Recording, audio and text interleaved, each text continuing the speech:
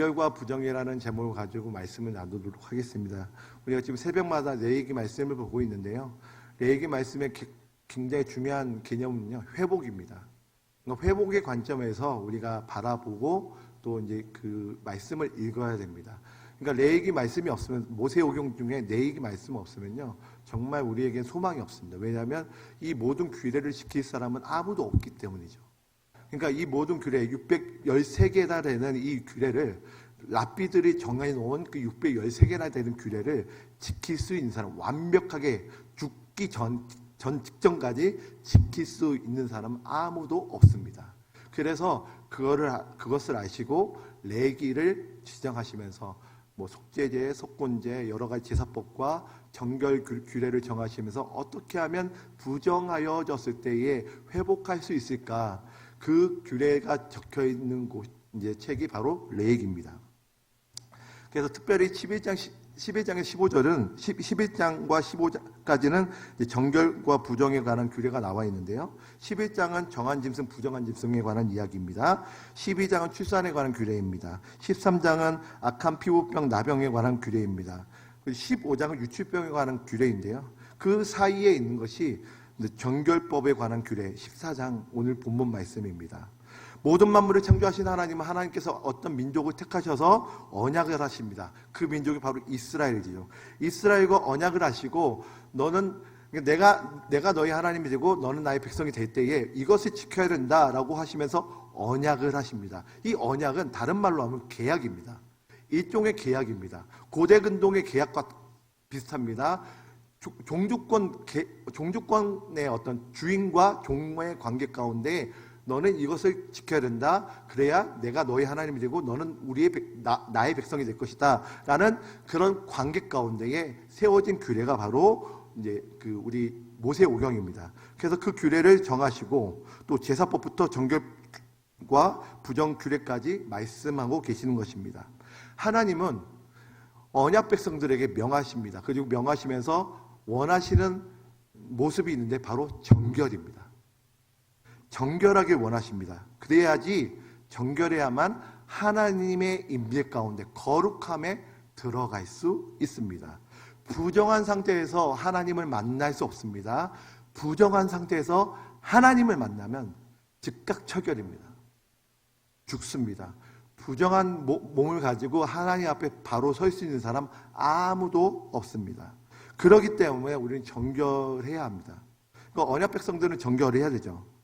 그러니까 정결 의식을 통해서 정결함을 얻습니다. 11장에 보면 정한 짐승, 부정한 짐승을 구분하셨는데, 사실은 여기서 물음표를 던질 수밖에 없습니다. 왜냐하면 정한 짐승, 부정한 짐승 세상에 있다라고 한다면 천지를 지으신 하나님께서 애초부터 부정한 짐승을 만드셨는가?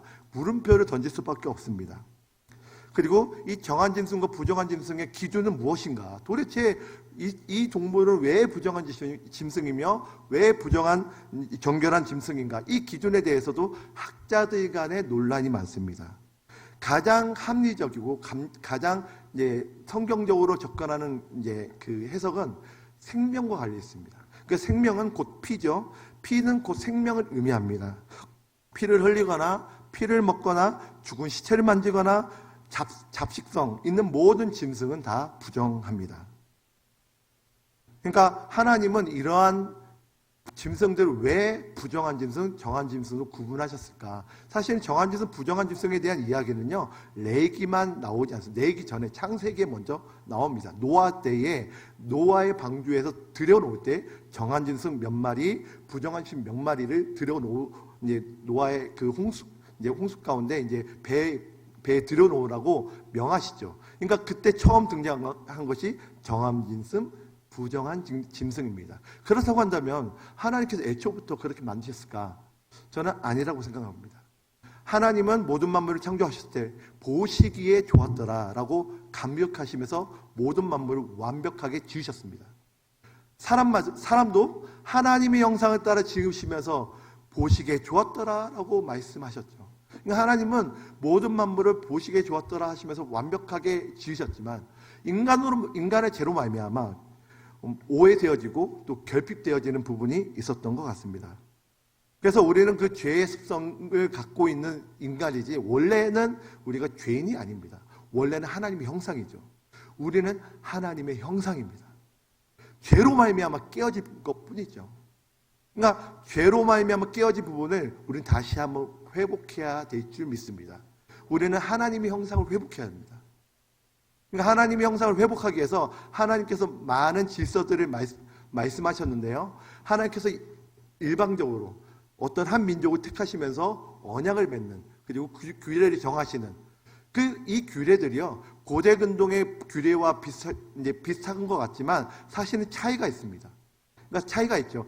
그래서 이 이스라엘 규례를 너무나도 흠모하고 너무나도 이제 사모해서, 비록 유대인 가운데 들어오지 않지만 할례는 받지 않았지만 유대인의 규례를 지키는 사람, 이방인들이 생겨나기 시작했습니다.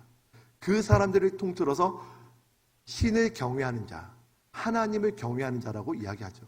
그러니까 그 당시에 고대근동에 이제 십계명, 모세오경에 나온 모든 규례는 굉장히 그 고대근동의 규례에 비해서 굉장히 인격적이고 굉장히 도덕적입니다. 어떻게 이런 질서와 이런 규례를 만들 수 있을까? 그러니까 하나님은 정말 인간 백성에게 정말 많은 사람들에 의해서 왜곡되어지고 많은 사람들에 의해서 오해되어진 부분을 바로잡습니다. 그리고 그 말씀을 모세를 통해서 말씀하시면서 바로잡죠. 그러니까 하나님은 하나님의 말씀을 전하십니다. 그 말씀을 전하시고 고대근동의 모든 규례와 구별을 하시면서 너희는 거룩해라.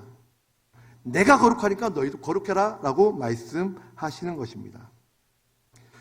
근데 중요한 거는 하나님은 언약 백성들에게 정결하길 원하신다는 거예요. 그래서 정결하기 위해서 지켜야 될 규례들이 있습니다.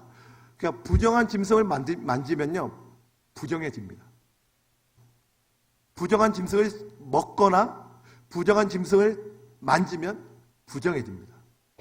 그래서 사람들은요, 부지 중에 모르게 부정하게 될 때가 있었습니다. 그런 사람들을 위해서, 부지 중에 부정한 사람들을 위해서 규례를 정하신 게 바로 정결 규례입니다. 여기까지 이해되시죠? 그러니까 하나님께서 정결하게 원하세요. 정결 규례를 주신 이유는 부지 중에 정말 자기도 모르게 범죄하거나 부정하게 됐을 경우 그 사람들에게 다시 한번 회복의 기회를 주시기 위해서 정결 규례를 정하십니다.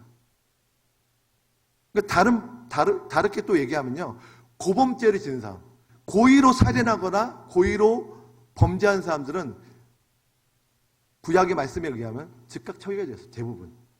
물론 정도에 따라 틀리지만 고범죄를 저지른 사람들에게는 어떻게 보면 좀 냉혹한 부분이 있어요. 왜냐하면 일부러, 알면서도 일부러 하나님께 대항했기 때문에, 하나님을 알지 못하는 지식이 있었기 때문에 바로 즉각 처리하는 경우가 있었습니다. 그러나 부지 중에 정말 모르게 정말 하나님께 정결하려고 했지만 정말 나도 모르게 부지 중에 부정하게 됐을 경우 정결 규례를 정하신 것입니다.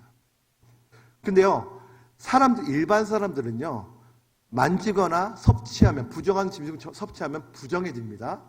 그런데 부정한 것을 손을 대도 그 거룩을 유지할 수 있는 존재가 있습니다. 누굴까요? 어떤 분일까요? 바로 하나님이십니다. 하나님은요, 우리가 부정하다 하더라도 하나님은 거룩을 유지하십니다. 하나님은 스스로도 영광스러우신 분입니다. 하나님은 스스로도 거룩하신 분이십니다. 그러니까 우리가 아무리 죄를 짓고 부정한다 하더라도 하나님에게는 어떤 영향도 끼치지 않습니다. 그리고 더 이야기한다면 하나님은 우리가 부정한 상태에서 정결하게 할 수 있는 능력이 있으신 분이십니다. 그래서 정한 짐승, 부정한 짐승을 구약에서 구분하셨지만 신약에서는 이렇게 말씀하십니다. 사도행전 10장 9절에서 16절까지 말씀인데요. 제가 한 절 읽고 여러분들 한 절 읽고 교독하겠습니다. 사도행전 10장 9절에서 16절까지의 말씀입니다. 제가 먼저 읽습니다. 이튿날 그들이 길에 가다가 그 성에 가까이 갔을 때, 그때에 베드로가 기도하려고 지붕에 올라가니 그 시각은 제6시더라. 그가 시장을 먹고자 하매 사람들이 황홀한 중에 하늘이 열리며 한 그릇이 내려오는 것을 보니 큰 보자기 같고 곧 내 귀를 메어 땅에 들이웠더라. 그 안에는 각종 네 발 기는 것과 공중에 나는 것들이 있다. 또 소리가 있어 이르되 베드로야 일어나 잡아먹으라 하거늘 베드로가 이르되 주여 그럴 수 없나이다. 속되고 깨끗하지 아니한 것을 내가 결코 먹지 아니하였나이다 하네. 또 두 번째 소리가 있으되 하나님께서 깨끗하게 하신 것을 내가 속되다 하지 말라 하더라. 이런 일이 3번 있은 후에 그 하늘로 올려져 가니라. 아멘. 베드로가 환상을 봅니다. 보자기처럼 뭔가 있는데 거기에는 다 부정한 짐승이에요. 명하십니다. 이것을 먹어라. 저는 여태까지 속된 것을, 깨끗하지 않은 것을 먹은 적이 없습니다. 하나님 말씀하십니다. 뭐라고 말씀하냐면 하늘의 소리가 이제 천사가 이야기한 것입니다. 하나님께서 깨끗하게 하신 것을 내가 속되다 하지 말라. 그러니까 이 부정한 짐승, 구약에서 이제 부정하다 하는 그 짐승들을 하나님은 깨끗하게 하실 수 있는 능력이 있으신 분이십니다. 그러니까 하나님은요, 그 규례를 정하신 이유, 목적 분명히 있습니다. 하나님 거룩하기 원합니다. 그 거룩한 가운데 하나님은 하나님 되고 그의 백성으로서 서로 소통하며 교제하기 원하십니다. 하나님 임재하시기 원하십니다. 우리와 함께하기 원하십니다. 그러니까 우리와 함께하기 위해서 이 규례들을 정하셨는데 다른 이교도들과 다른 정말 하나님 앞에서 거룩한 규례들을 정하신 것입니다. 그러니까 일반 사람들은요, 이제 구약에서는 일반 사람들 부정한 짐승을 손댈 수 없습니다. 만질 수도 없습니다. 그러나 하나님은 어떠한 경우에도 거룩에 손상되지 않습니다. 그래서 아까 전에 말씀드렸듯이 레위기는요, 부지 중에 범죄하여 깨달았을 때, 부지 중에 죄를 정했을 때, 부정하였을 때 어떻게 하면 회복할 수 있을까? 그것이 바로 주제입니다. 그래서 부지 중에 사체를 만질 수도 있고 부정한 동물을 만질 수 있습니다. 그리고 누구나 질병에 걸릴 수도 있습니다. 그런 사람들을 위해서 정결법을 제시하신 것입니다. 근데 여기서요, 가장 중요한 것은 제사장의 역할입니다. 제사장의 역할을 대체적으로 이야기하면요, 첫 번째는요, 성수와 성전, 제단을 관리하고 또 제사를 담당합니다. 매일 상번제를 드리죠. 그리고 율법을 가르칩니다. 재판을 합니다. 전쟁이나 축제일에 나팔을 붑니다. 백성들을 하나님의 이름으로 축복합니다. 악성 피부병, 나병 환자의 환부를 살필 수 있습니다. 그러나 제사장은요, 나병 환자의 환부를 살필 수 있지만 그 사람을 치유할 수 있는 능력은 없습니다. 그거를 전제로 깔고 제가 이야기를 하도록 하겠습니다. 그러니까 제사장은 어떤 능력도 없어요. 그저 하나님께서 명하신 것은 이 병자의 환부를 살피는 거예요. 부정한지 정한지를 살피고, 정하면 정하다 선포하고, 부정하면 부정하다 선포하는 거. 이제 재판을 하는 거죠. 이제 그 병자를 정한지 부정한지를 판단하는 것입니다. 그래서 오늘 본문은 정결법에 관한 이야기입니다. 부정한 질병에 걸리다가 회복되었을 경우 정결하게 되는 의식적 절차를 이야기하고 있는데, 여러분, 악성 피부병, 나부형은요, 불치병입니다. 고칠 수 없습니다. 치료책도 없습니다. 그리고 하나님은 그 나병에 대해서 어떻게 얘기하시냐면, 부정하기 때문에 나가야 됩니다. 어디로? 진영 밖으로. 진영 밖에는 뭐가 있을까요? 아무것도 없습니다. 약도 없어요. 치료도 없습니다. 의사도 없어요. 그저 주님만 바라볼 수밖에 없어요. 그러니까 이 사람들은 진영 밖으로 그냥 나갈 수밖에 없는 거예요. 그 나병 때문에, 부정한 병 때문에. 근데요, 제사장에게는 특별한 권한이 있었습니다. 원래는 제사장은요, 성막 안에만 생활할 수 있습니다. 원래는 그냥 성막 밖에 나가면 부정해질 수 있기 때문에 성막 안에만 이제 지낼 수 있는데 특별한 경우가 있습니다. 뭐냐면 나병 환자의 그 환부를 살피기 위해서 진영 밖으로 나갈 수 있습니다. 그리고 그때 나병 환자와 접촉했을 때에 부정해지지 않습니다. 특별한 권한이죠. 그들을 부정하지 않은 채 환부를 살필 수 있습니다.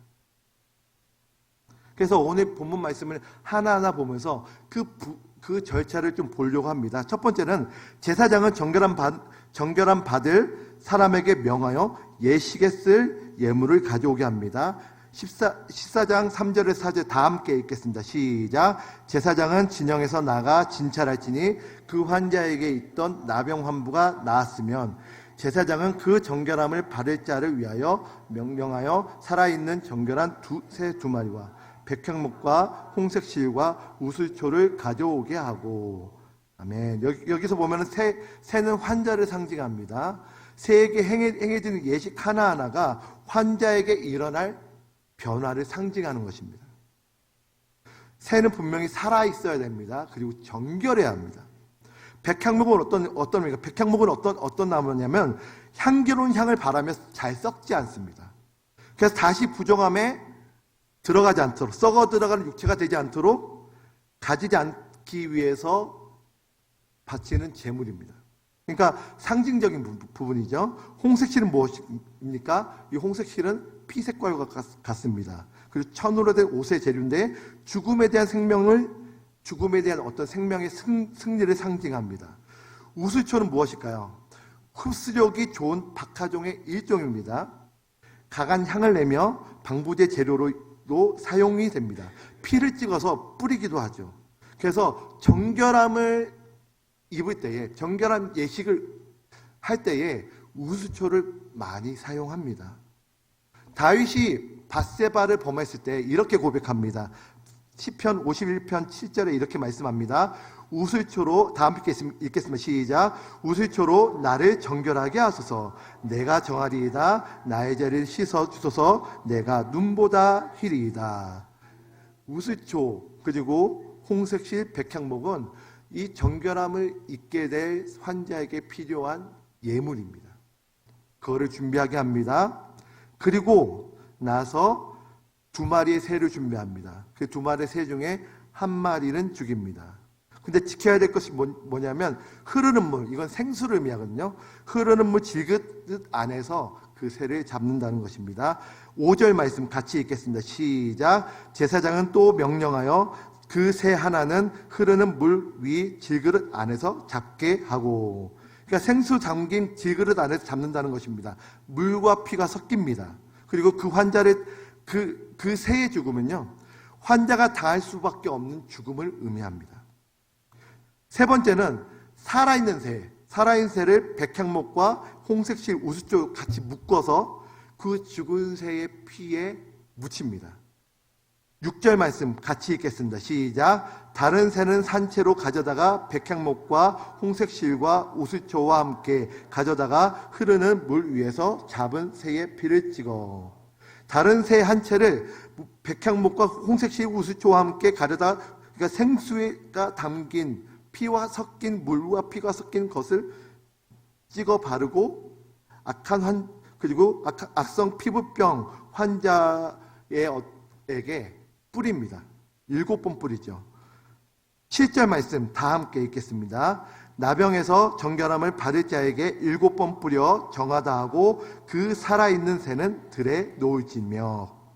이것은 정결함을 얻어 하나님의 나라의 백성으로서 일원이 되었다는 선언과 마찬가지입니다. 그리고 병을 지니고 있는 자의 자유함을 의미하고 있습니다. 또 5번째는 3가지 해야 되는데 옷을 빨고 모든 털을 밀고 또 물로 씻어내야 합니다. 그리고 7일 동안 격리해야 합니다. 8절 다 함께 읽겠습니다. 정결함을 받은 자는 그의 옷을 빨고 모든 털을 밀고 물로 몸을 씻을 것이라. 그리하면 정하리니 그 후에 진영에 들어올 것이나 자기 박이를 먹을 것이요. 그러니까 옷을 빨고 모든 털을 밀고 물로 씻는 행위는 부정함에서 완전히 벗어났다라는 의미를 갖고 있고요. 7일을 격리한다는 것은 하나님께 예배할 수 있는, 예물을 드릴 수 있는 허락하는 그 기간을 의미합니다. 그러니까 그동안 지정 밖에 있으면서 하나님께 예배드리지 못하고 하나님의 백성 가운데 들어오지 못했습니다. 이런 의식을 밟으면서 하나님 백성의 일원이 되고 하나님께 예배할 자격이 주어지는 것입니다. 그리고 격리 마지막 날 7일째에도 옷을 빨고 모든 털을 밀고 물로 몸을 씻었을 때, 그때 정하다 선언을 받게 되는 것입니다. 9절 말씀 다 함께 읽겠습니다. 시작. 7째 날에 그는 모든 털을 밀되 머리털과 수염과 눈썹을 다 밀고 그의 옷을 빨고 몸을 물로 그리하면 정하리라. 아멘. 이 모든 예식을 마쳐야 정결함을 얻습니다. 사실은 정말 복잡하죠. 왜 이렇게까지 해야 될까? 사실은 이해할 수 없죠. 우리가 요즘 세대에 살아갈 때는 이해할 수가 없습니다. 그러나 이 당시에 나병은 하나님의 저주로 이해를 했기 때문에, 하나님께 받은 저주받은 병으로 이해했기 때문에 이런 절차는 당연하다 생각했던 것이죠. 이런 절차로 말미암아 정결함을 얻어 하나님의 백성의 일원이 되고 하나님께 예배할 자격이 주어진다면 이런 절차는 사실은 마땅히 할 수 있는 부분이었습니다. 요즘 세대는 이해할 수 없죠. 근데 제가 주목하고 싶은 건 제사장의 역할입니다. 제가 아까 말씀드렸듯이 제사장은요, 환부를 살필 수 있는 권한이 있습니다. 환부를 살폈을 때에 부정해지지 않습니다. 그래서 독특한 게 있습니다. 성막에서 나와서 그 진영 밖으로 나올 수 있다는 거예요.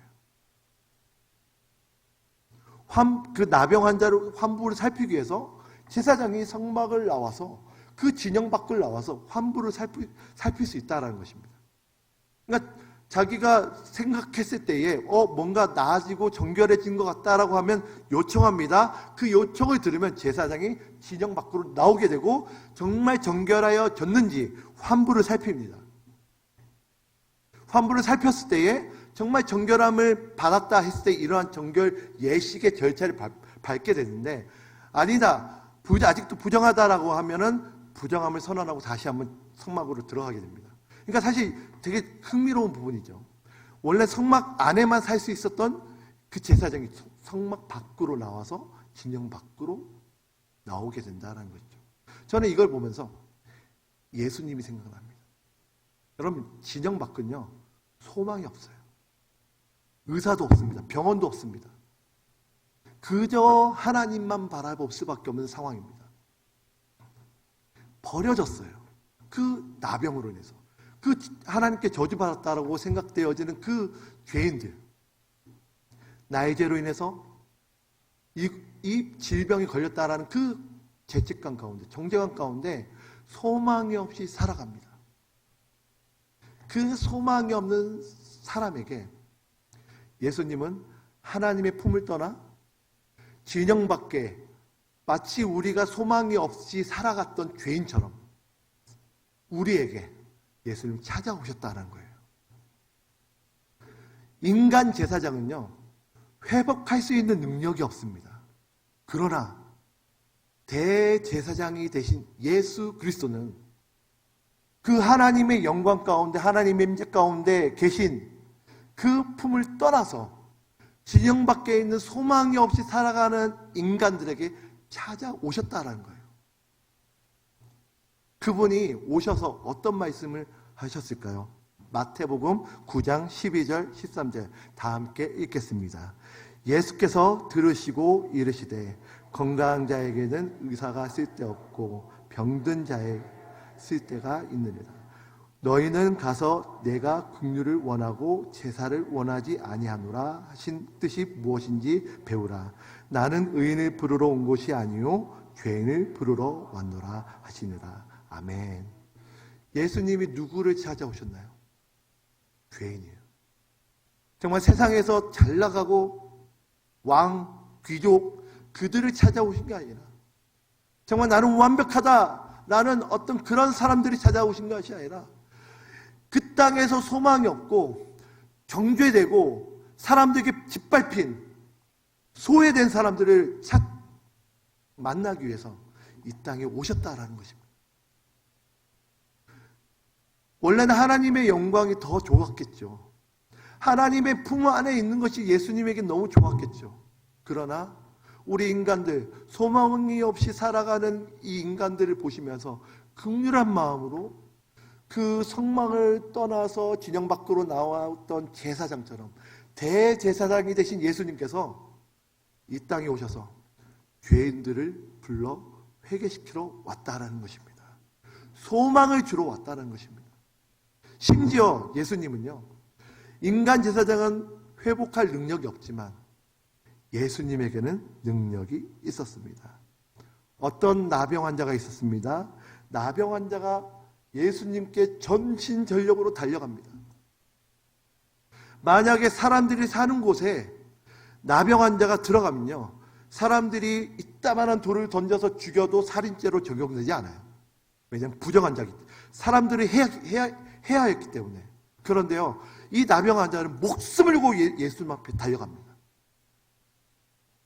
마태복음 8장 1절에서 4절 우리 다 함께 읽겠습니다. 시작.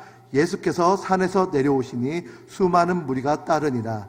한 나병 환자가 나와 절하며 이르되 주여 원하시면 저를 깨끗하게 하실 수 있나이다 하거늘 예수께서 손을 내밀어 그에게 대시며 이르시되 내가 원하노니 깨끗함을 받으라 하시니 즉시 그의 나병이 예수께서 이르시되 삼가 아무에게도 이르지 말고 다만 가서 제사장에 내 몸을 보이고 모세가 명한 예물을 드려 그들에게 입증하라 하시니라. 아멘. 나병 환자가 목숨을 걸고 갑니다. 예수님이 내가 원한다, 깨끗해지길 원한다, 깨끗함을 받으라 선언했을 때에 깨끗해집니다. 놀라운 이적이 일어나죠. 원래는 나병 환자는요, 부정한 상태입니다. 거룩하신 하나님 앞에 어떻게 나갈 수 있습니까? 못 나갑니다. 근데 그 거룩하신 하나님, 정말 겨자씨만한 그 믿음을 가지고 나왔던 그 나병 환자를 보시고 그 믿음, 정말 작은 믿음을 가지고, 물론 목숨을 걸고 생명을 걸고 나온 거지만 그 믿음을 보시고 하나님께서 생명을 주신 것입니다. 또 한 여인이 있습니다. 이 여인도 부정한 여인입니다. 많은 의원들을 만났지만 치유를 받지 못했습니다. 그 여인이 누굴까요? 혈루증 앓은 여인입니다. 그 여인도 사람들의 군중 속에 들어갑니다. 이런 마음을 품죠. 저 옷자락만 손대면 나을 수 있겠다. 그 생각 하나가, 그 작은 믿음 하나가 그 여인에게 그 예수님의 그 생명이 흘러가게 한 것입니다. 원래는 이 부정한 여인, 거룩한 하나님 앞에 나아가면 죽을 수밖에 없는 소망 없는 사람이었습니다. 근데 예수님께서 이 땅에 오신 이유는 무엇일까요? 죄인들을 찾아서 회개하러 오신 분이십니다. 혈루증 앓은 여인, 소망 없이 살았습니다. 소망 없이 살았던 그 죄인, 예수님은 살려주셨습니다. 자유하게 하셨습니다. 참 재미있는 부분이 있습니다. 왜냐하면 그 누가복음 10장에 보면요, 선한 사마리아인 이야기가 나옵니다. 선한 사마리아인 이야기를 보면요, 강도에 맞아 죽습니다. 그러니까 거의 죽게 되죠. 근데 아이러니하게 거기서 두 부류의 사람이 지나갑니다. 누굴까요? 제사장과 레인입니다. 너무나도 율법을 잘 알고 있죠. 근데 죽어가는 사람을 보면서 그냥 지나칩니다. 왜일까요? 부정할까봐, 부정해질까봐. 왜냐하면 그 사람을 안고 가다가 죽으면은 나는 죽은 시체를 만진 거기 때문에 부정해질까봐, 내가 오늘 예배에 드리지 못할까봐. 레인도 마찬가지입니다. 근데 선한 사마리아인 그 한 사람이 그 병자를 살립니다. 근데 여러분도 오해하지 마세요. 선한 사마리아인 그냥 그 사람을 긍휼히 여기서 살린 게 아닙니다. 사마리아인도 말씀을 너무 잘 알아요. 사마리아에는 사마리아 오경이 있습니다. 그 사마리아 오경이 뭐냐면 모세 오경이에요. 모세 오경을 너무 잘 알고 있는 사람이에요. 다만 유대인이 제일 싫어하는 사람들. 근데 그 사람을 살리기 위해서 많은 일들을 하게 되죠. 그래서 이 세상 가운데 예수님께서 말씀하신 것은 정말 하나님께서 율법을 주셨을 때 사람을 살리기 위해서 주셨는데, 사람들은요 그 사람을 살리기 위한 율법을 사람을 정죄하고 죽이기 위해 사용하고 있다라는 것입니다. 그래서 예수님께서 오셔서 이 율법에 대해서 다시 한번 해석하시고 말씀하시죠. 그리고 삶을 실천하십니다. 그리고 살리십니다. 안식일이 중요할까? 잃어버린 영혼, 그 한 영혼이 중요할까? 사람이 중요할까? 사람 위하여 안식일이 있을까? 안식을 위하여 사람이 있을까? 그것에 대해서 이야기하시면서 삶을 실천하시는데, 안식일에도 얼마나 많은 사람들 살리셨는지, 진정한 대제사장이신 예수님께서 이 땅에 오셔서 하신 일들입니다. 그래서 오늘 말씀을 딱 두 가지로 정리하고 싶습니다. 첫 번째는요, 다 함께 읽겠습니다. 시작. 우리는 부정한 가운데 있었던 죄인입니다. 아멘. 우리도 부정한 가운데 있었던 죄인이었습니다. 그래서 잘난 게 없죠. 여러분 잘난 게 있나요? 좀 잘 나가고 있나요? 네, 잘 나가서 또 잘난 부분이 있겠죠. 그러나 우리도 소망이 없이 살아갔던 죄인이었다라는 사실입니다. 그래서 우리는 다른 사람 판단할 자격이 없습니다. 우리가 누구를 판단할까요? 우리도 부정한 죄인이었는데. 그렇기 때문에 우리가 두 번째 다 함께 읽겠습니다. 우리는 예수님이 필요합니다. 아멘. 우리에게 예수님이 필요합니다. 하늘 영광을 버리고 이 땅 가운데 오신 예수님. 우리는 예수님 없으면 소망이 없습니다. 소망이 없어요. 이 땅에서 잘 나가고 잘 살아도 한순간에 우리가 죽음을 맞이한다면, 이 세상의 끝을 맞이한다면, 우리가 이 땅에 정말 쌓아놓은 것을 가져갈 수 있을까요? 없습니다. 우리 인간은 너무 연약합니다. 하나님 보시기에 죄 가운데 있으면 우리는 소망이 없습니다. 그렇기 때문에 우리는 하나님이 필요합니다. 우리도 부정한 가운데 있었던, 짐 밖에 있었던 나병 환자 같은 존재였습니다. 그 존재였지만 예수님이 오심으로 말미암아 우리가 소망을 보게 된 것입니다. 영생을 얻게 된 것입니다. 하나님의 나라에 들어갈 자격을 얻게 된 것입니다. 하나님의 자녀가 되는 권세를 얻게 된 것입니다. 우리는 자격이 없어요. 우리는 의롭다, 스스로 의롭다 할 수 없습니다. 그분이 의롭다 칭하셨기 때문에 우리가 의로워질 수 있는 것입니다. 우리는 예수님 없으면 소망이 없는 존재인 줄 믿습니다. 그래서 오늘 이 저녁에도 이렇게 기도했으면 좋겠습니다. 주님, 오늘 저녁에도 주님 필요합니다. 주님, 나를 회복하여 주시옵소서. 소망을 더 부어 주시옵소서. 우리 가정 가운데 하나님의 소망이 부어지기 소망합니다. 회복하여 주시옵소서. 하나님 만나 주시옵소서. 하늘 영광 버리고 이 땅에 오신 그 예수님께서 우리 가정 가운데 임하사 하나님의 살아계심을 경험할 수 있도록 은혜를 더하여 주시옵소서. 오늘 이 저녁에 이렇게 간구하며 나아가기 소망합니다. 나병 환자는 정말 간절했을 것입니다. 하나님께 간구했을 것입니다. 주님, 제가 나병에 걸렸습니다. 하나님께 저주를 받았습니다. 회복하여 주시옵소서. 그 중에 정결함을 받은 사람이 있었겠죠. 제사장이 진단합니다. 회복했습니다. 근데요, 진정한 회복은 제사장이 아닙니다. 대제사장이 되신 예수님께 있습니다. 하나님만이 우리를 새롭게 하시고 회복해 하십니다. 회복해 하시는, 우리를 완전하게 하시는 그 주님 앞에 나아가는 저녁, 이 밤이 되길 소망합니다. 축복합니다. 축원합니다.